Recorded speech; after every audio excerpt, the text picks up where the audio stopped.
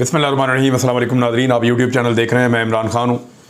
साबिक़ वज़ीर-ए-आज़म इमरान खान साहब को अकेला करने के चक्कर में, और ये मिशन ख़त्म ही नहीं हो रहा, बिल्कुल अनथक किस्म के लोग हैं जो इस काम पर लगे हुए हैं, क्योंकि शायद हम सब के लिए करने के लिए मुख्तलिफ़ काम होते हैं, लेकिन वो पूरी डेडिकेशन के साथ और पूरी मेहनत के साथ वो सिर्फ यही काम कर रहे हैं। उन्हें दिन रात कोई और काम नहीं करना। रोज़ाना मीटिंग करते हैं कि अब और क्या किया जाए, मज़ीद क्या किया जाए, कहाँ मुकदमा दर्ज किया जाए, कहाँ से दबाव डाला जाए, सारा कुछ करके अब देख लिया है। शहबाज गिल को जिस तरह से उसके कमरों में ले जाया गया, वहाँ पे जिस तरह पसंदीदा मीडिया को पहुँचाया गया और जिस तरीके से एविडेंस इकट्ठा किया जा रहा था, इस पे तो क्राइम रिपोर्टर्स ने उड़ा के रख दिया पुलिस को, इस्लामाबाद पुलिस को, कि ये आपका प्रोफेशनलिज्म है। ना अपने हाथों पे दस्ताने पहने हुए हैं, पिस्तौल आपने उठा के आपने मुलजिम के हाथ में दे दिया वहाँ पे, और सिर्फ फुटेज बनाने के लिए। तो ये सिर्फ मीडिया खेल रहे हैं, इसमें कोई लीगैलिटी नहीं है। अगर इसमें कोई कानून या कोई कानूनी पहलू होते जो पहले शायद शुरू में किसी के दिमाग में हों, अब जिनका कंसर्न था वो भी इस गेम से आउट हो गए हैं। अब तो सिर्फ हुकूमत है इस्लामाबाद की और पुलिस है इस्लामाबाद की जो शहबाज गिल को और इस मामले को घसीटती फिर रही है।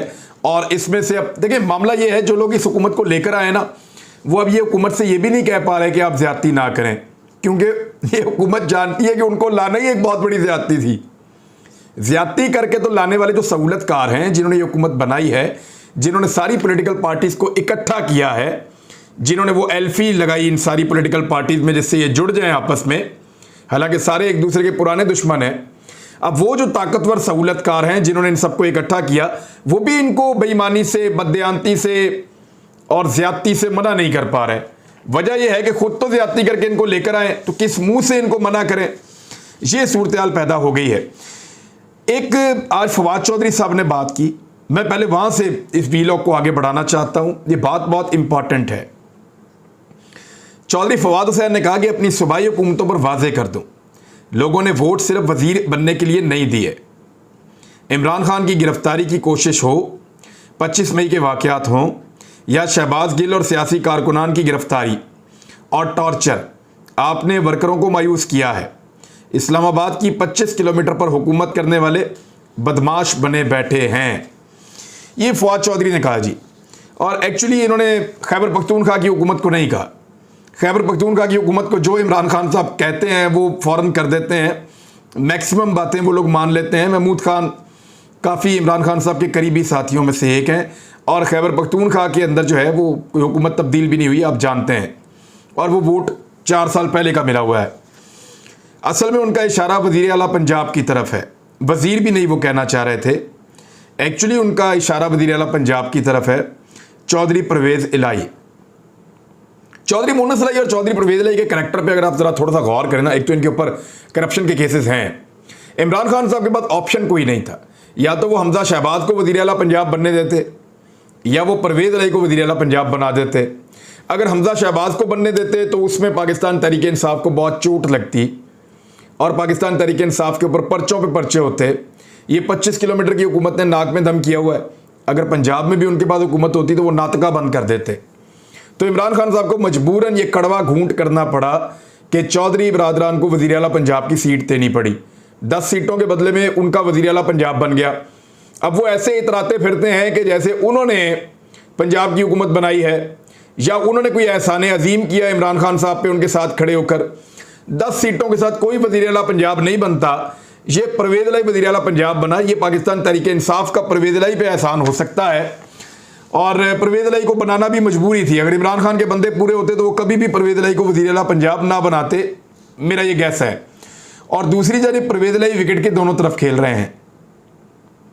मैं आपको एक चीज़ याद दिलाता हूँ, इमरान खान साहब खुद ये कह चुके हैं और बार बार कह चुके हैं कि उस्मान बुज़दार पसंद नहीं था ताकतवर हल्कों को, या न्यूट्रल्स को चलें। इमरान खान साहब कह चुके हैं कि न्यूट्रल्स को उस्मान बुज़दार पसंद नहीं था, और जो ऑप्शंस बार बार सामने आती थी उनमें से एक ऑप्शन परवेज़ इलाही भी था।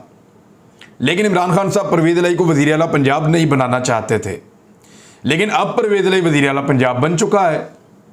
कैसे? देखिए, वो लोग चाहते थे कि उस्मान बुज़दार वज़ीर आला पंजाब ना हो और परवेज़ इलाही चाहे बन जाए वज़ीर आला पंजाब, तो ख्वाहिश तो पूरी हो गई। उस्मान बुज़दार वज़ीर आला पंजाब नहीं है, जो इमरान खान की चॉइस था, जो किसी और की चॉइस था परवेज़ इलाही, वो वज़ीर आला पंजाब इमरान खान साहब को मजबूरन बनाना पड़ गया है। और इमरान खान साहब खुद वज़ीर आज़म पाकिस्तान भी नहीं रहे, तो हो तो वही गया जो कोई चाह रहा था, जो जिसकी ख्वाहिश थी वही हो गया है। इमरान खान साहब इस बात को समझते हैं, लेकिन क्योंकि ये सियासत है और ये बड़ी जालिम चीज़ है, यहाँ पे या तो आपको चूज करना था हमजा शहबाज, उसको दोबारा वज़ीर आला पंजाब बनाना था, या फिर आपको परवेज़ इलाही को बनाने का कड़वा घूंट करना था। तो इमरान खान साहब ने कड़वा घूंट किया है, लेकिन परवेज़ इलाही विकेट के दोनों तरफ अभी भी खेल रहे हैं। इनका कोई इरादा नहीं था पाकिस्तान तहरीक इंसाफ में आने का, और ये शुरू में अपना पैंतरा बदल भी गए थे एक बार। परवेज़ इलाही और उनका बेटा पैंतरा बदल गए थे एक बार।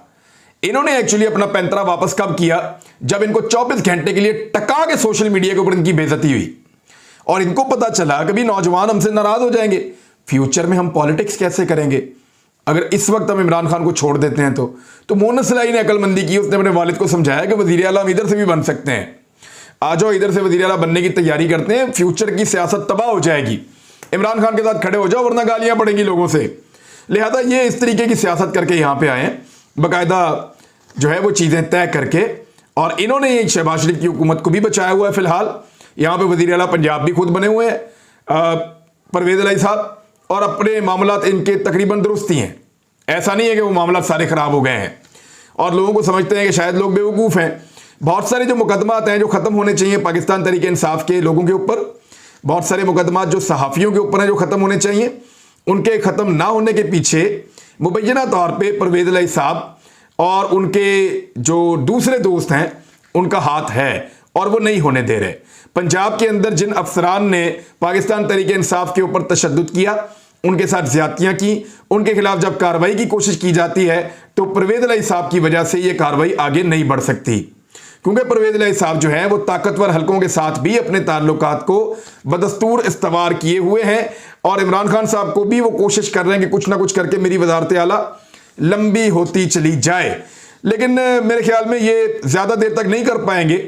किसी भी वक्त जब इमरान खान साहब का टेम्परामेंट जवाब देगा, वैसे तो वो बहुत मुश्किल से जवाब देता है, लेकिन जब वो जवाब देगा तो फिर परवेज़ इलाही साहब और मोहम्मद सलाई को भी जवाबदेह होना पड़ेगा, और उनको बताना पड़ेगा कि उन्होंने पंजाब के अंदर ऐसा क्या किया जिससे ये हुकूमत बनाने का कोई फायदा हुआ और टकेगा। पर्चे सारे वैसे ही, अफसर सारे वहीं पे, सिर्फ थानेदार इधर से उधर कर दिए, बस एक टके का काम ऐसा नहीं किया जो ये हुकूमत आए और आकर रिवर्स करती हो हमजा शहबाज के दौरे हुकूमत का। कुछ नहीं किया इन्होंने, सब कुछ वैसे का वैसे ही है। जनूबी पंजाब जो है वो सैलाब के अंदर डूब रहा है, वज़ीर आला पंजाब को वहां होना चाहिए अपनी पूरी कैबिनेट को लेकर, और वहां पे दिन रात काम करना चाहिए, वहां नजर ही कोई नहीं आ रहा, सिर्फ बयानात की हद तक महदूद है हुकूमत। तो ये पाकिस्तान तहरीक इंसाफ में अगर उस्मान बुज़दार वज़ीर आला पंजाब होते तो वो जनूबी पंजाब को किस तरह जाकर संभालते, आप बिल्कुल इसका अंदाजा कर सकते हैं। परवेज़ इलाही ने उस्मान बुज़दार से ज्यादा मायूस किया है पाकिस्तान तहरीक इंसाफ को।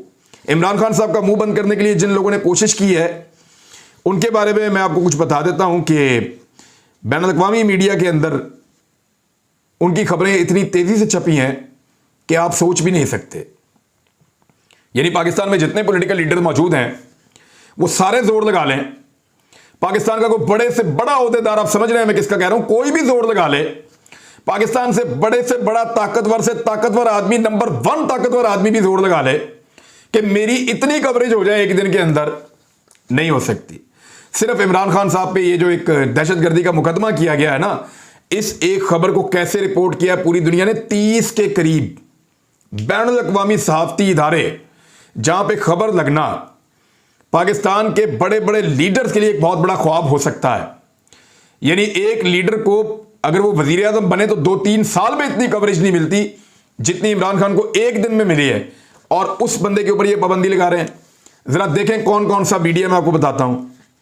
CNN, BBC, Al Jazeera, New York Times, the Guardian, TRT world, DW news, 24 news, फिर ये जो रशियन टीवी है वो भी, और RT न्यूज, द हिल, और VN न्यूज, गल्फ टुडे ये अरब है, और साउथ एशिया टाइम्स, फिर द न्यूज अरब, इसके बाद जी Wall Street Journal, Reuters, Washington Post, Khaleej Times, AFP news और इंटरनेशनल ह्यूमन राइट्स फोरम, ये मैंने आपको चंद बताए हैं।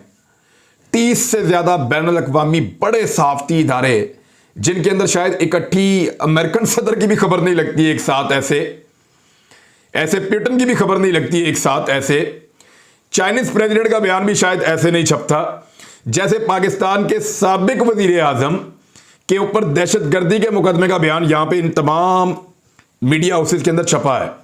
अब आप अंदाजा कर लें आप किससे लड़ रहे हैं। इतने बड़े कद का आदमी आपके पास मौजूद है पाकिस्तान में, और बोनों के ऊपर जो है वो तकिया किया जा रहा है, छोटे छोटे बोने जो है उनको इकट्ठा किया जा रहा है। शहबाज शरीफ साहब कतर गए हैं पूरा लाओ लश्कर लेकर और बड़े सूटेड बुटेड होकर। वहां पे कतर में जो अमीर तरीन लोग उनको मिल रहे हैं, जिनके जो बिलियनियर्स हैं और जो बहुत दुनिया के अंदर उनके कारोबार फैले हुए हैं, वो चप्पल पहन के और अपने रवायती कपड़ों में मिल रहे हैं। शहबाज शरीफ ने वो रवायत भी तोड़ दी जो इमरान खान ने कायम की थी कि मैं कौमी लिबास में पूरी दुनिया के दौरे करूंगा। और आज शहबाज शरीफ साहब पैंट, कोट, बूट, टाई लगाकर अंग्रेजों को खुश करने के लिए उन्हीं जैसा जो है वो हुलिया अपनाकर चले गए हैं कतर में, और वहां पे जो है वो दौरा कर रहे हैं। और कतर में इमरान खान साहब ने स्टेडियम में जब एक तकरीर की थी तो 20,000 पाकिस्तानी आए थे। शहबाज शरीफ साहब से कहा गया है कि मियां साहब ऐसी कोई बात सोचिएगा भी मत, क्योंकि बेगर्स आर नॉट चूजर्स, आप नहीं कर पाएंगे, और ऐसी कोई ख्वाहिश सोचिएगा भी मत, कहना तो बहुत दूर की बात है। अब नाजरीन, जो लसबेला हेलीकॉप्टर का इंसिडेंट हुआ था अफसोसनाक, जहां पे कुछ लोग शहीद हुए थे, उसमें जो अकाउंट इकट्ठे किए गए हैं वो 580 अकाउंट हैं, जिनके जरिए 2350 पोस्ट की गई हैं, जहां पे शोहदा की तौहीन की गई है मुबैना तौर पे। अच्छा, ये अब जो रिपोर्ट हुआ उसमें यह है कि कोई पॉलिटिकल पार्टी ने, कोई ऑर्गेनाइज्ड अटेम्प्ट नहीं थी कि सबने मिलकर, कोई पॉलिटिकल पार्टी है उसने जानबूझकर किसी मुल्क के साथ मिलकर। ख्वाजा आसिफ साहब का स्टेटमेंट भी झूठ साबित हो गया। जो बाकी स्टेटमेंट्स आ रहे थे, सलीम साफ़ी ने जो कहा, जो अंसार अब्बासी ने कहा, जो इल्ज़ामात लगाए वो गलत और झूठ साबित हुए, लग़्व साबित हुए, और वो उनको साबित नहीं कर पाए।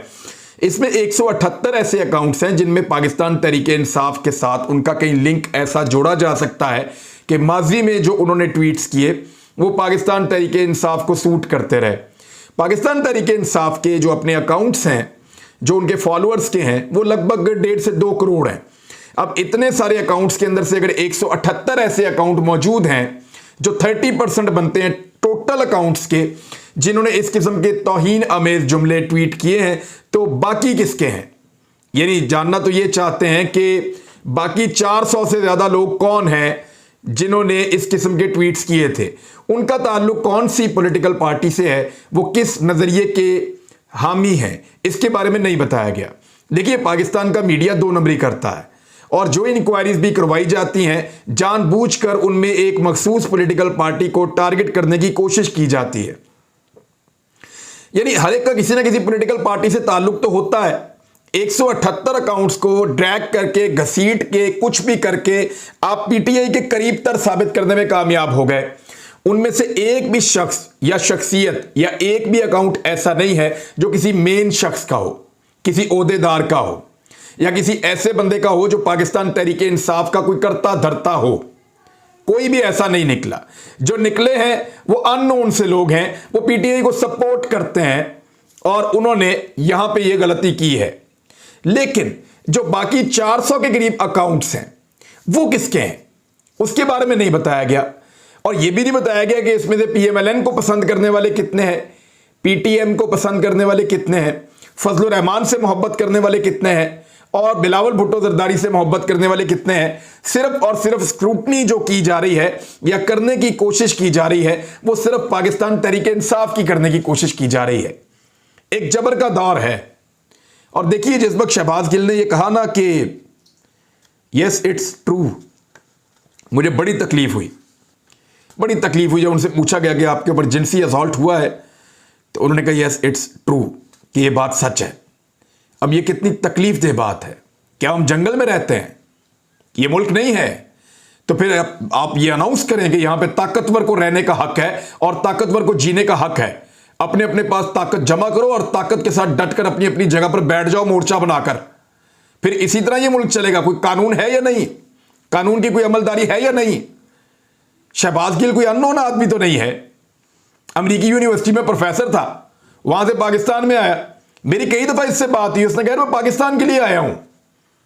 और मैंने एक दफा, वैसे हम बैठे बातचीत कर रहे थे, तो मैंने कहा गिल साहब तुसी कोई काम, कोई कारोबार, कोई धंधा क्या? कहता है यार मैं क्या करूं, मेरा यहां पे काम बहुत ज्यादा होता है और मैंने अपने आप को, अपनी जिंदगी को पाकिस्तान के लिए वक्फ करके मैं आया था। ये सोच कर आया था कि कुछ भी करूंगा, पाकिस्तान के आगे बढ़ने के अंदर रोल प्ले करूंगा। वो इस तरह की बातें करता था मेरे साथ, शहबाज गिल।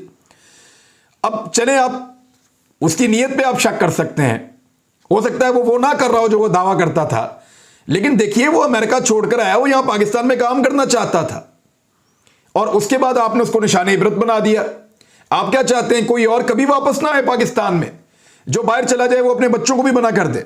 Very unfortunate. अब तक के लिए इतना ही नाज़रीन, अगले वीलॉग में दोबारा मुलाकात होती है। अपना ख्याल रखिएगा, अपने इस चैनल का भी। अल्लाह हाफिज़।